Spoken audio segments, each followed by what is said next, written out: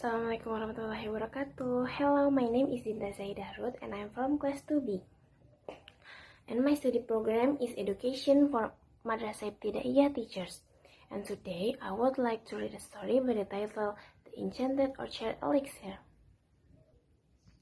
Once upon a time in a small village called Oglios, which was surrounded by hills and vast fields, there lived a young man named Jack. Since he was little, Jack had lived only with his grandmother. He was an orphan. His grandmother was the only family he had since childhood. Every morning, Jack took care of his grandfather's field, which was a pumpkin and watermelon field. The harvest from this field was their source of livelihood. However, for the past few seasons, the harvest has always failed. The fruits are small and sometimes bear no fruit at all. Many are rotten and the soil is starting to dry up even though it rains. Jack is starting to feel hopeless, and at the same time, his grandmother has fallen ill, especially since her illness is not a common one and there is not a single healer in the village who can cure her. One afternoon, Jack walked around the village, searching for medicine for his grandmother, while thinking about what he should do at that moment, when suddenly a neighbor approached Jack and whispered something to him.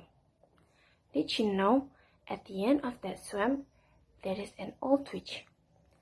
It is said that she can cure any illness and apparently, she is able to make your field fertile again. But remember, for every help, there is always price to pay. Jack, who was desperate and loved his grandmother very much, had no other choice.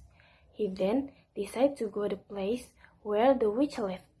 At first, his grandmother forbade Jack from going there, but Jack insisted on going and assured his grandmother that he would return with medicine and potion that would make their field bear fruit again. His grandmother allowed Jack to go, and he prepared a makeshift supply, wearing a worn jacket, and started walking toward the swamp, a forbidden area filled with terrifying stories since ancient times. The swamp was dark, smelling mud and rotten plants. Fog hung low, and Jack heard strange sound echoing from afar. Halfway through, Jack fell into the black mud. He struggled to get up, shivering with his clothes dirty and his legs injured. But his determination was firm. He would not give up until he got the healing potion for his grandmother. Finally, he found a small hut with a pointed thatched roof. A faint red light was coming from the cracked door.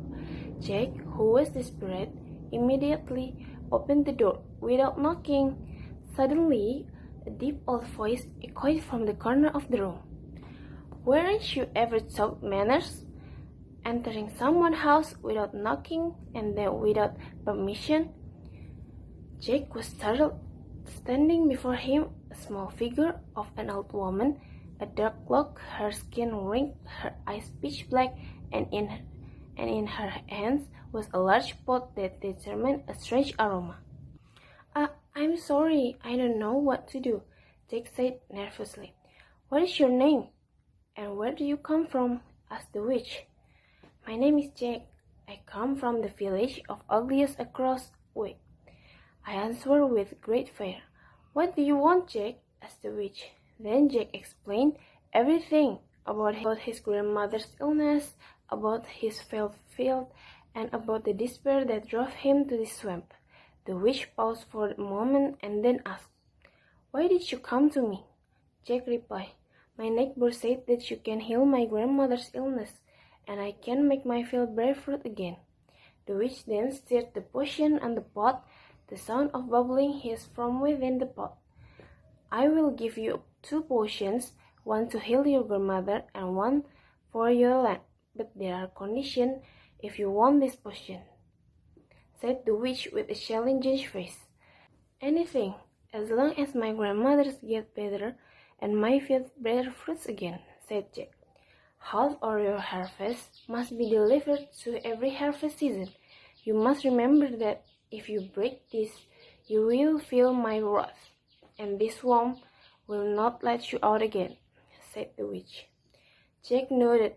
He took 2 bottles of the potion given these 2 sorcerers and went home as quickly as possible. A year has passed since the young man named Jack received a potion from the witch who lived beyond the haunted swamp. The pumpkin fields and melons now grow thick and beautiful. Their fruits are tempting, sweet, and twice as the usual size. He became famous in his village and lived abundantly. But behind that success, Jack forgot something, which was a promise to the witch. Every night, the wind from the swamp began to whisper his once fragrant fields. Started to smell strange. A black raven perched on a tree near his house, continuously watching him with piercing eyes. Until one night, he dreamed of being visited by the witch, who spoke in a cold voice. "A promise is a debt that is not paid will collect itself."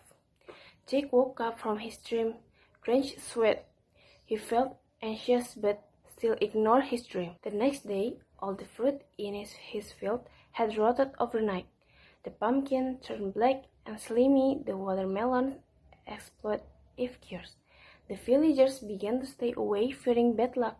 Jack panicked and ran towards the swamp, where he had once made a pact. But this time the swamp was much more frightening. The fog was thick, terrifying sounds echoed from all directions. He sank into the mud that seemed to be trying to swallow him alive. "Help!" Jack shouted, but no one answered until finally a red light appeared from behind trees. The witch hut was still there, but now it looked darker and more sinister. Jack approached the witch house, running in fear. Then he lightly knocked the door, and a voice greeted him. "Why you have come, Jack? Haven't you got everything?" said the witch angrily. With deep regret, Jack knelt down. "Forgive me, I forgot, I broke my promise. Forgive me, oh witch." The witch slowly came out, her old eyes glaring sharply, but in her gaze there was compassion. "This time, plant this seed," she said while handing him a black seed. "Take care of it, and remember, every harvest season you know what you have to do. If you forget again, you will stay in this swamp forever," said the witch. Then Jack returned to village to plant seeds and fulfill his promise. Since then, every harvest season he delivered half of his harvest to the swamp, right at the witch house. His village prospered again, and his field produced good fruit. But more importantly, Jack learned not to underestimate a promise that has been made, so that we do not forget any promise, no matter how small it may be. This story contains a message. We must not underestimate any promise, no matter how small, because promise will surely be accountable in the future. If we break a promise, then the people around us will not believe us anymore, no matter how small that promise is. It will demand to be fulfilled. In Islam, a promise is a trust that we must be responsible for. Thus Allah has said in Al-Isra, verse 34, وَلَا تَقْرَبُوا مَالَ الْيَتِيمِ إِلَّا بِالَّتِي هِيَ أَحْسَنُ حَتَّى يَبْلُغَ أَشُدَّهُ وَأَوْفُوا بِالْعَهْدِ إِنَّ الْعَهْدَ كَانَ مَسْئُولًا.